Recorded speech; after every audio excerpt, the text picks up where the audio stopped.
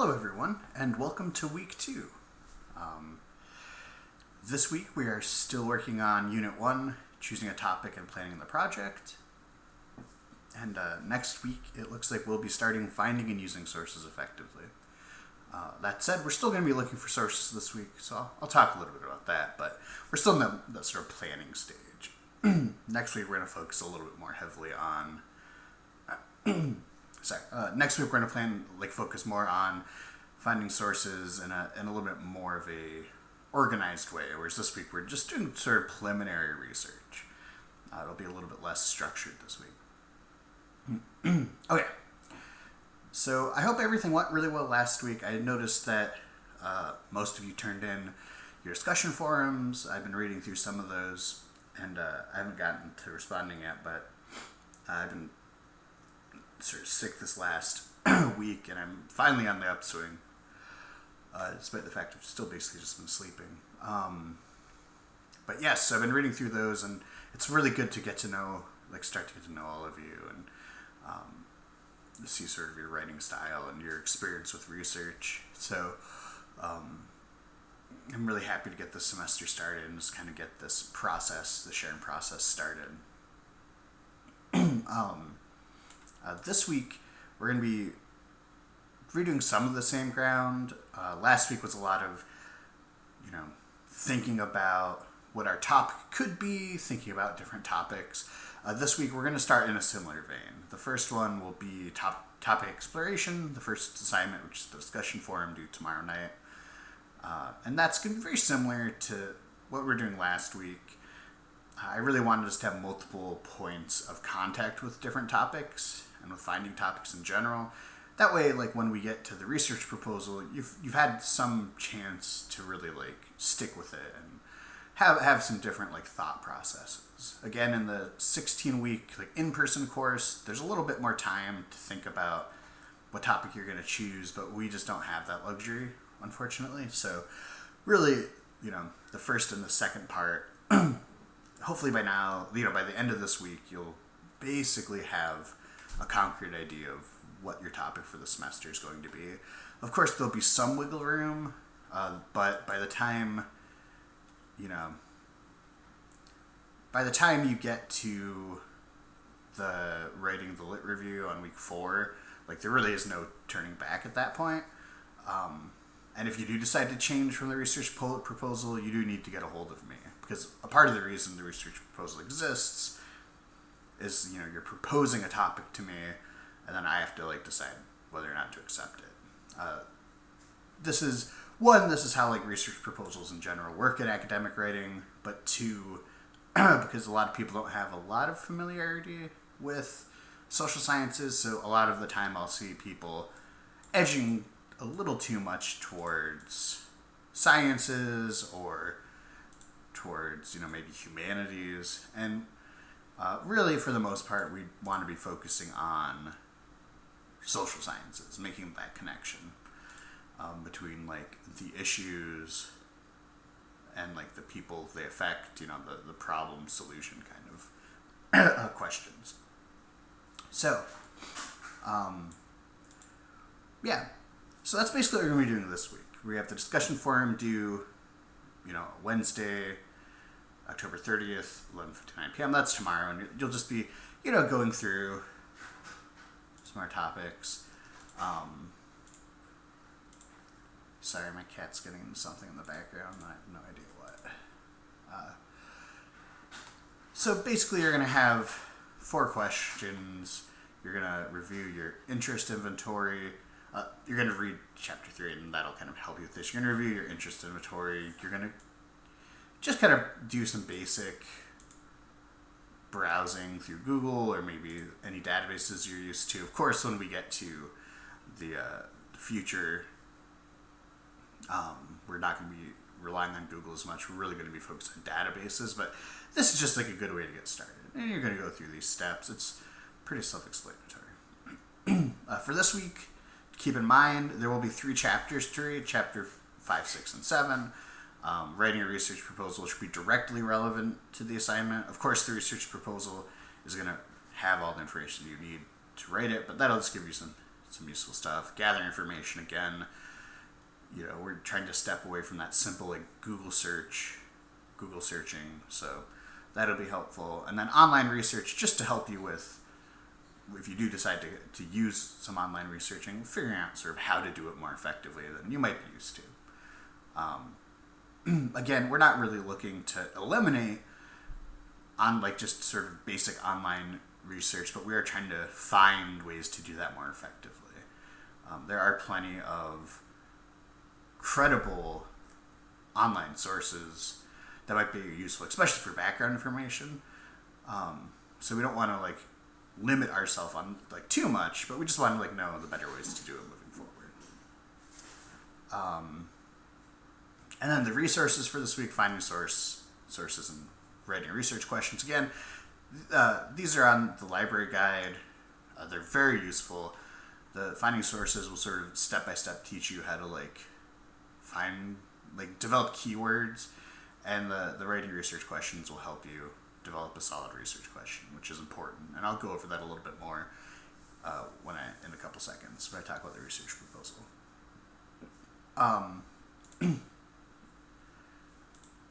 So I guess they'll start that now. So the research proposal isn't too complicated as far as like an assignment goes, but it is a very important one. You'll notice that it's not very high point value. It's 30 points, and if you look at the weight for this topic, or for this unit, this first unit has like the least heavy weighting. So you don't necessarily, don't be intimidated by this. Don't like feel like this is gonna like destroy your this doesn't have to be perfect. This is us getting our feet wet. We're dipping our toe in the water, or whatever that saying is, and we're trying to really like find a topic and think deeply about it before committing to it. Like the assignment says, it's sort of a test of the topic. Hopefully it'll get you through these little stages. So the assignments it's pretty straightforward. There's different sections. There's like different parts, and you just kind of like go through the steps. So your topic will be your focus topic. This is going to be like sort of like the big picture, what you're focusing on. So if you were doing like one really popular topic that a lot of people do is whether or not to pay college athletes. So your focus topic might be paying college athletes. The next section, the questions, you're looking for 3 focus questions that you have about the topic, and this will allow you to move forward to your research question later, because eventually, as you'll go through this process, you'll actually come up with a specific research question. But these questions are basic focus questions that are going to like make you think a little bit more in depth. So for instance, if your topic is paying college athletes, you might have like a basic question might be like,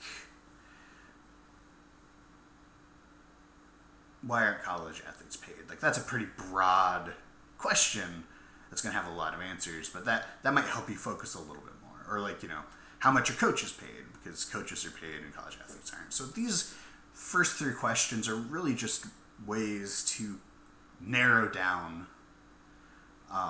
your topic just a little more, to answer these questions that you think are going to help you move to a more specific direction for your research question. Because a lot of people don't really know how to tackle a topic to begin with. So by having this process, it can be, having these questions to lead you down this path is going to be helpful kind of moving forward. Past the significance section, or past the question, there's the significance. Why is this topic important? Why is it significant to many people? Again, when we're thinking about social sciences, we're thinking about topics that affect people like daily, or that are very important to people. Stuff that could potentially be controversial, things that have different points of view. And if you're not looking at a topic that has multiple points of view or that doesn't have a problem and solution, then you might find yourself that this isn't particularly significant. You really want to choose a topic that is important, because especially later on when we get to the paper, if you don't have that sort of so what factor that the book kind of talks about, if the audience has a hard time being invested, you're not going to be able to hook them. But also, if there's no so what factor, there's not going to be much you as a writer kind of go forward on. Some preliminary research. This is just stuff that, what you already know or what you think you know about the topic. Just background and definitions. This is just pretty basic stuff. We're looking at probably like a solid paragraph here. This is just like to help me understand what you know about the topic, and also to let you kind of expound on, why this is, what you know and how much more you can grow here. This is like a tool for both you and me to know, okay, what do I know? Where can I kind of go forward from here?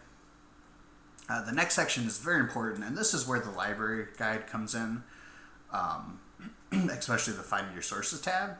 And this is coming up with 3 keywords that you plan on using in the databases. So keywords are very important. A lot of times when we're doing searches, especially on Google, we tend to use a lot of a lot of conversational language. Maybe you actually literally type the question in, why aren't college athletes paid? Maybe you just type college athletes and payment or whatever. You tend to use pretty broad searching categories because it's pretty easy to bring up news articles or basic stuff just by kind of working with that. Later on, though, when we're using academic databases, which is going to be the focus for the semester, when you're using these library sources, you're going to find that sort of natural language isn't as helpful. And, you won't be typing in questions, you won't be typing in just the topic. You might start with the topic, but really you're trying to find a list of keywords that are going to help you narrow down in multiple ways so that you can get strong sources that you might not necessarily get normally. So, for instance, if you look at the sort of keywords, pyramid, I guess, on the if you look at the keywords pyramid, you'll notice that it goes with Hurricane Katrina, and this is just on that link that I've included. You'll scroll down past the databases on the finding resources. You'll scroll down a little bit if you have it in a condensed mode, and the keywords will just be right there. And they'll show an example. Oftentimes when we're searching stuff on Google, we might just type in the topic. So Hurricane Katrina. That's going to be really useful when you're looking for a topic. It might help you find articles about Hurricane Katrina that can help you focus a little bit more. But when it comes down to it, once you kind of know the topic that you're looking at, you're going to say, I need something a little bit more specific than this. So then we're trying to think about research question development. And this is, again, why we have those 3 questions earlier to help us narrow this down. But, the example here is New Orleans education charter schools. Obviously, whoever this person is that's doing this theoretical topic, they've decided after doing a basic, in this scenario, they've decided to do they may have found a bunch of articles about education after Hurricane Katrina or whatever, and these are some terms that they noticed that are very helpful. You can see a lot of quotations because if you're searching a database, you want the terms to be separated. So if charter schools is a phrase, you want to make sure that that's in quotations, so it's searching for that exact phrase. And then the third step on this pyramid is ask and answer. You keep narrowing your terms down even more. Again, if you decide that your topic is going to be education in New Orleans post Hurricane Katrina, which is where this like pyramid is taking us. Start at Hurricane Katrina, switch to New Orleans education. You're going to find yourself like that's not going to be enough. So again, if you go to this example, you'll start seeing stuff like diversity, reform, admission, segregation, school choice, and and once you add these things together and you start using these keywords, you're going to start seeing a lot more results pop up that are going to give you a lot better coverage. Again, if you just go to one of the databases and you type in Hurricane Katrina, you're going to get like probably thousands of relevant articles. But when you start like getting these keywords more focused, you might have New Orleans, diversity, education, diversity. Then that can bring up stuff that might not be specifically about New Orleans as education, but you might find useful stats about diversity and education in the United States in general that can be used for this. Okay, so that's really what we're trying to do with the keyword section. We're trying to really, teach ourselves that yes, we can have these really big terms that can help us narrow it down, but really when we're searching for good academic sources in our databases, we really want to get more specific because that's going to bring stuff that's going to be more helpful to us in the long run. Okay, so then we'll be doing the audience section. And a lot of people kind of don't read this instruction very well, and they just want to tell me who this is for. But really, the audience section is talking about like what might the audience assume about the stereotypes and generalizations of this topic. This is important because a lot of times, like as a writer, you need to know who your target audience is, but you also need to know like what that target audience is going to think. Especially if you're writing on a topic that's complex. Some of your work is going to be, like when you get to that project or that paper, some of your work is going to be, okay, my audience thinks this thing. What do I have to let them know in order for them to understand the path of my argument?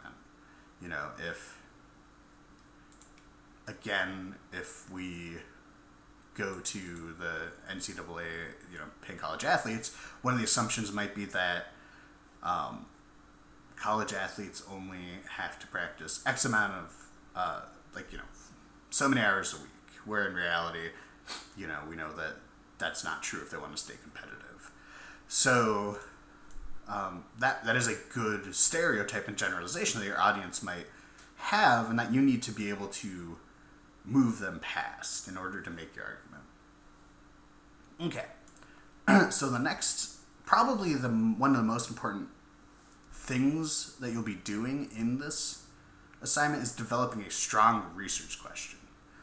Now, the research question, they give you the page that talk about it specifically, but even better is the writing research questions in the library guide. Of course, I've sent you, there's a link to that, so you can click that, and it'll then make you click another thing that will take you to it. But there you'll find a little template for how to construct a good research question, and then some a slide that will sort of go over from topic to your thesis, why a research question is important. Basically, when it comes down to it, a research question gives you direction and focus, and in the end, the thesis to your paper, the thing that you're arguing, will basically be the answer to this research question. So at this point, I don't expect you to have the research question you develop for this assignment won't be the research question that you have the entire time. There will be, you'll modify it. You might find that you'll find a stronger set of questions or a stronger research question to lead you on to a better thesis.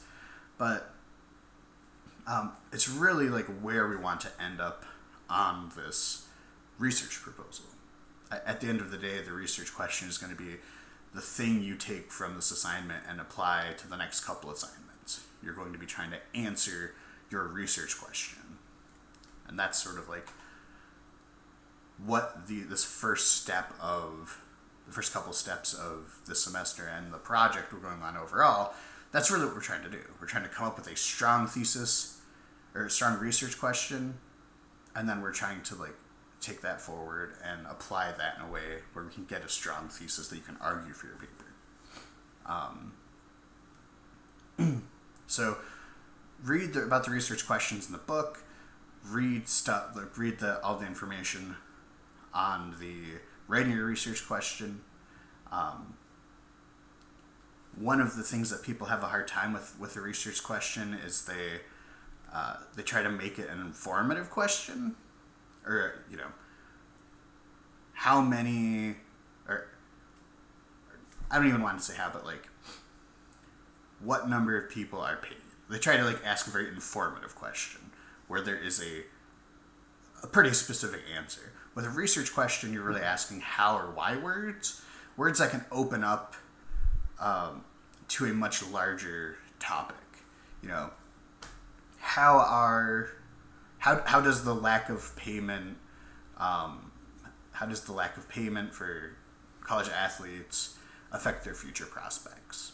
I'm not saying that that's a good research question, but that is a how or why question that is going to lead us to a much more in-depth research project than asking like, what are college athletes paid? It's just going to open that up more. You also want a good action verb. I think I said like, how does it affect? Affect is a pretty bad verb for a topic because it's not useful. You're going to want a stronger action verb, like instead of like affect, like how does the lack of payment hurt? Hurt's not very good either, but hurt college athletes in their future career. Hurt's a little bit better, but still, affected is just so general. Again, it's just going to let you land on one end or the other. And of course, your topic. And adding all those things together, also what your angle is going to be, that's going to make your research question. Okay, and the last part of this is finding your preliminary sources. For this assignment, you only have to find 5, but 3 of those should be scholarly and/or based on social science research. So you really are looking to start working with these databases.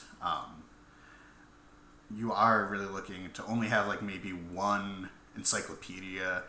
Credo or Britannica specifically are the ones that you're going to get from the databases on campus. You're only looking for a couple, like just Google sources. Like an example of something that might be a research-based but might not be scholarly, something you might find on the website is like, somebody that might compile a bunch of statistics that are accurate but not necessarily, aren't necessarily like research. They've just compiled the statistics. So this is a lot of what you'll see in like government websites.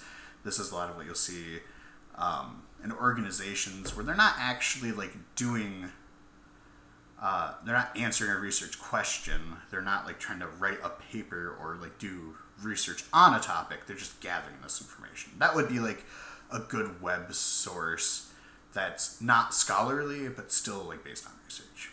Okay, I'm getting to 25 minutes, so after this people don't start watching. Actually, after like 15 minutes, I should probably wrap this up. But yeah, so you're going to really be going through these databases. Talked about JSTOR, Social Index. Again, if you take that tab or take that resource to finding sources through the library guide, that will get you to all of these databases. And they're all very useful, but you're going to try to be getting stuff from there. Again, you're looking at least 3 scholarly or science-based sources, and that's where it's going to be going through. It's also important to note that I don't expect you for this assignment, although pretty quickly you will. I don't expect you to necessarily have the sources, like the citations correct. You haven't learned how to do citations, so that's okay. But I do expect you to give me some of the basic information. A lot of the databases, you'll actually just be able to copy and paste this citation directly, so that's really nice. But I need more than just a link.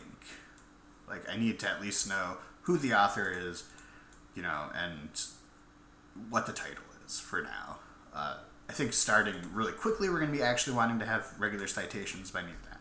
So that's sort of a rundown of this assignment, the important aspects of the assignment, what I hope you learn through the rest of this, especially in terms of research questions and some of these other aspects.